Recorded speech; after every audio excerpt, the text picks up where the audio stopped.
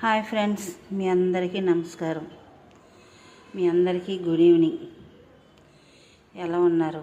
బాగున్నారా? నాకు తెలిసిన పద్ధతిలో ఆవిరికుడం సులభంగా ఈజీగా ఎలా చేసుకోవాలో నాకు తెలిసింది తోచింది మీకు చెప్పుకోవాలని వీడియో తీస్తున్నాను. వీడియో తీయడంలో తప్పులు ఉంటే మన్నించండి.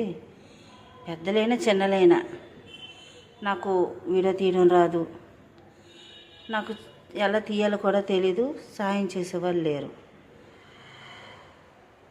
సరేనా ఫ్రెండ్స్? ఇప్పుడు ఏంటంటే అర కేజీ మినపప్పు అవని మనం ఇడ్లీ పెట్టుకోవాలన్నా కుడుము పెట్టుకోవాలన్నా ఇడ్లీ పెట్టుకోవడానికి ఇడ్లీ పాత్రలు ఉంటాయి. వాటి కోసం మనం అవస్థలు పడక్కర్లేదు, ఇబ్బందులు పడక్కర్లేదు. కానీ ఆవిరి కుడుము అనేటప్పటికి ఇప్పుడు వాటికి కూడా పాత్రలు వచ్చాయి. కానీ ఏంటంటే పూర్వం పద్ధతుల్లోని ఒక తెపాల్లో నీళ్ళు పోసుకొని వాటికి మీద క్లాత్ కట్టి తడిగుడ్డ వైట్ది కట్టుకొని కుడుము పెట్టుకుంటారు. కానీ నేను పెట్టేది ఎలా అంటే చేసేది చూడండి, పొయ్యి మీద కళాయి పెట్టుకొని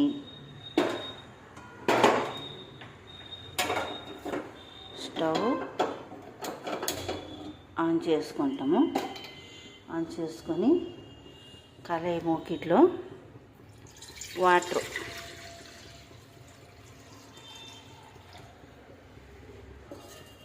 పొంగిపోకుండా మనం పెట్టే కుడుము అనేది రెడీ అయ్యేటట్టు వీలుగా ఉండేటట్టు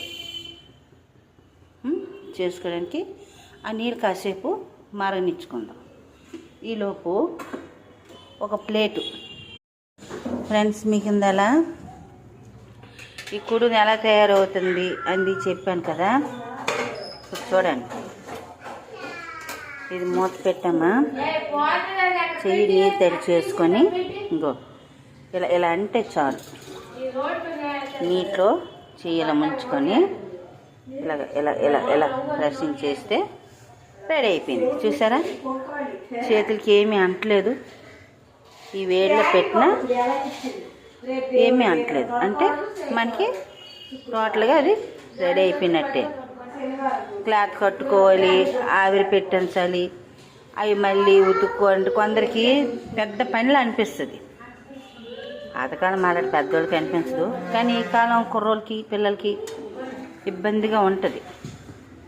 అది అందుకు ఇది మీకు నచ్చితే నచ్చిందని చెప్పండి.